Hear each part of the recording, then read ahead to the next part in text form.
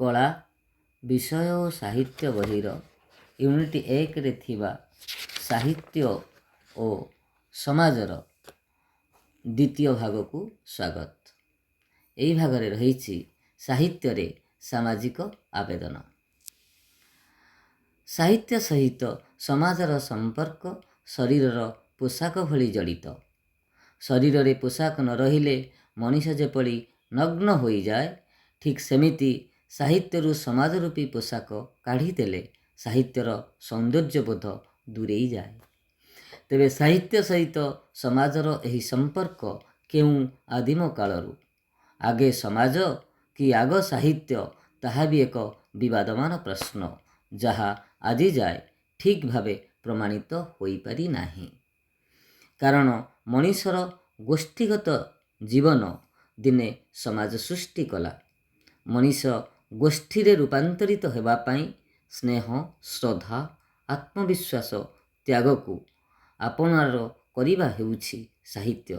ସେ ଯାହା ବି ହେଉ, literature is the mirror of society, ଏହା ଅନସ୍ୱୀକାର୍ଯ୍ୟ। ସାହିତ୍ୟ କେବଳ କଳ୍ପନାର ମାୟାଜାଲ ନୁହେଁ କି ସ୍ୱପ୍ନର ଭଙ୍ଗା ଖେଳନା ବି ନୁହେଁ। ଏହା ବାସ୍ତବ ସାମାଜିକ ଜୀବନର ଦସ୍ତାବିଜ। ସାହିତ୍ୟ ସମାଜ ଉପାବନର ପ୍ରଜାପତି। ସତ୍ୟ, ଶିବ, ସୁନ୍ଦରର ଚିତ୍ରରେ ଚିତ୍ରିତ ଏହି ପ୍ରଜାପତି ସଭିଙ୍କ ହାତରେ ଧରା ଦିଏନି। ଯାହା ହାତରେ ଧରା ଦିଏ, ସେ ସାଧାରଣ ମଣିଷରୁ ସାହିତ୍ୟିକ ବନିଯାଏ। ସମାଜର ହାତ ଧରି ସାହିତ୍ୟିକ ବାଟ କଢ଼େଇ ନିଏ। ଅବାଟରେ ଚାଲୁ ଚାଲୁ ଝୁଣ୍ଟି ପଡ଼ିଲେ ବି ସେଥିପ୍ରତି ନିଘା ନ ରହି ନିଜେ ରକ୍ତାକ୍ତ ହୋଇ ସମାଜକୁ ବିପଦ ଆପଦରୁ ରକ୍ଷା କରେ। ସାହିତ୍ୟ ସମାଜର ସ୍ୱରୂପକୁ ଚିହ୍ନାଇ ଦିଏ। ଯେଉଁ ଦେଶର ସାହିତ୍ୟ ବଳିଷ୍ଠ, ସେ ଦେଶ ସେତେ ସଭ୍ୟ। ଦେଶ ବିଦେଶର ଟିକିନିଖି ଖବରକୁ ସାହିତ୍ୟ ସ୍ରଷ୍ଟାଟିଏ ସାଇତି ରଖେ, ତା ଛାତିର କଣ୍ଟା କଣ୍ଟା ବଣେ। ତେଣୁ ସାହିତ୍ୟ ଓ ସମାଜ ପରସ୍ପର ପରିପୂରକ।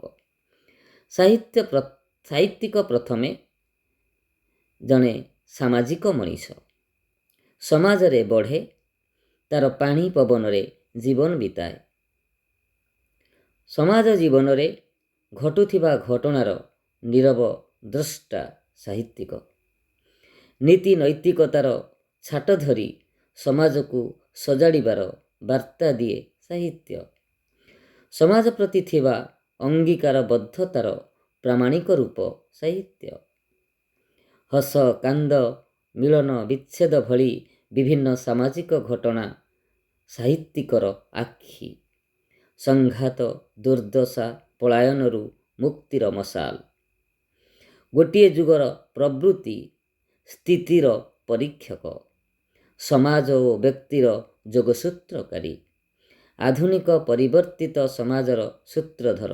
ଏମିତି ଅନେକ ଭାବରେ ସମାଜ ସହିତ ସାହିତ୍ୟ ସାହିତ୍ୟିକର ତ୍ରିକୋଣୀୟ ସମ୍ପର୍କ ପ୍ରସ୍ତୁତ। ଯେଉଁଥିପାଇଁ ସମାଜ ରୂପ ପରିବର୍ତ୍ତନ କରିବାରେ ସକ୍ଷମ ହୋଇଛି।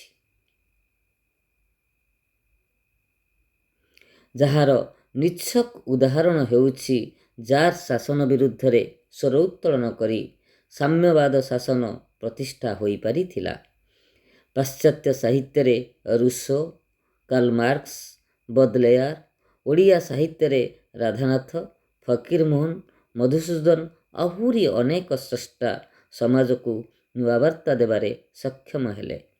ସାହିତ୍ୟର ବିଭିନ୍ନ ବିଭାଗ, କବିତା, ଗଳ୍ପ, ଉପନ୍ୟାସ, ନାଟକ ଆଦିରେ ସମାଜର ବ୍ୟକ୍ତି ଚରିତ୍ରକୁ ନେଇ ନିଜ ସୃଷ୍ଟିରେ ନାୟକ ନାୟିକା ବି ସଜାଇଲେ।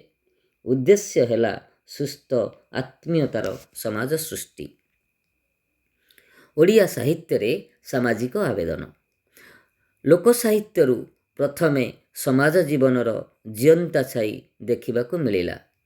ଗୀତର ତାଳେ ତାଳେ ଜହ୍ନକୁ ଦେଖି ଛୁଆଟି ଗିଲାସର କ୍ଷୀରତକ ଢୋକିଦେବା ହେଉ, ବା ଚକୁଳି ପିଠା ଖାଇବାକୁ ବାଡ଼ିପଟ ଦୁଆର ଦେଇ ବାଘ ଘର ଭିତରକୁ ଆସୁ, ସବୁଠି ସାମାଜିକ ଚଳଣିର ଅପାସରା ଝଲକ। ଏହାପରେ ଡମ୍ବିଚର୍ଯ୍ୟାଠାରୁ ଆରମ୍ଭ କରି ଶାରଳା ଦାସଙ୍କ ମହାଭାରତ, ପଞ୍ଚସଖାଙ୍କ ଧର୍ମୀୟ ଭାବଧାରା, ରୀତି ସାହିତ୍ୟର ସମ୍ଭ୍ରାନ୍ତ ଜୀବନଶୈଳୀ ବାଟ ଦେଇ ପାଶ୍ଚାତ୍ୟ ସାହିତ୍ୟ ପାଲରେ ପଡ଼ିବା ଯାଏ ସାମାଜିକ ଜୀବନର ପରିବର୍ତ୍ତିତ ରୂପ ପ୍ରକାଶ ପାଇଛି। ରାଧାନାଥ ରାୟଙ୍କ କବିତା, ଫକୀରମୋହନ ସେନାପତିଙ୍କ ଗଳ୍ପ ଉପନ୍ୟାସ ପ୍ରଥମେ ଆଧୁନିକ ସାହିତ୍ୟକୁ ମସୃଣ ରାଜରାସ୍ତାରେ ଛାଡ଼ିବାରେ ସକ୍ଷମ ହେଲା। ସମାଜର ବିଭିନ୍ନ ସମସ୍ୟା ଗୁଡ଼ିକ ବାସ୍ତବତାର କବାଟ ଫାଙ୍କ ଦେଇ ଦୂର ଦିଗ୍ବଳକୁ ଦେଖିବାରେ ସକ୍ଷମ ହେଲେ। ରାଧାନାଥଙ୍କ କେଦାରଗୌରୀ, ନନ୍ଦିକେଶ୍ୱରୀ, ଉଷା, ପାର୍ବତୀ ଭଳି କାବ୍ୟ ପାଶ୍ଚାତ୍ୟ ସାହିତ୍ୟର ମାୟାରେ ପଡ଼ିଲେ। ଫକୀର ମୋହନ ସେନାପତିଙ୍କ ରେବତୀ, ଗାରୁଡ଼ି ମନ୍ତ୍ର, ଅଧର୍ମବୀତ, ସଭ୍ୟ ଜମିଦାର ଭଳି 20ଟି ଗଳ୍ପ, ଛମାଣ ଆଠଗୁଣ୍ଠ, ମାମୁଁ, ପ୍ରାୟଶ୍ଚିତ, ଉମେଶ ଚନ୍ଦ୍ର ସରକାରଙ୍କ ପଦ୍ମମାଳୀ, ଜଗନ୍ମୋହନ ଲାଲାଙ୍କ ବାବାଜୀ ପ୍ରାରମ୍ଭିକ ପର୍ଯ୍ୟାୟରେ ସମାଜର ନିଚ୍ଛକ ଚିତ୍ରକୁ ଆଙ୍କିବାରେ ସକ୍ଷମ ହେଲେ। ଇଂରାଜୀ ଶିକ୍ଷାର ପ୍ରଚଳନ, ନାରୀ ଶିକ୍ଷା, ଖାଦ୍ୟ ସମସ୍ୟା, ନଙ୍କ ଦୁର୍ଭିକ୍ଷର ବିକଳ ଚିତ୍ର, ଜମିଦାରୀ ଶୋଷଣ, ପଲ୍ଲୀ ଜୀବନର ସରଳତାକୁ ନେଇ ଓଡ଼ିଆ ସାହିତ୍ୟ ଅଗ୍ରସର ହେବାରେ ଲାଗିଲା। ଏହାପରେ ସାହିତ୍ୟକୁ ପର୍ଯ୍ୟାୟଭୁକ୍ତ କରାଯାଇ ଅଜସ୍ର ସ୍ରଷ୍ଟା ସେମାନଙ୍କ ବିଚାରବୋଧର ମାର୍ଜିତ ରୂପକୁ ସୃଷ୍ଟିରେ ସ୍ଥାନ ଦେଇ ସାମାଜିକ ସ୍ୱୀକୃତି ଲୋଡ଼ିଲେ। ଫଳରେ ସାହିତ୍ୟ ଓ ସମାଜର ସମ୍ପର୍କ ସୁଦୃଢ଼ ହେବାକୁ ଲାଗିଲା। ଧନ୍ୟବାଦ।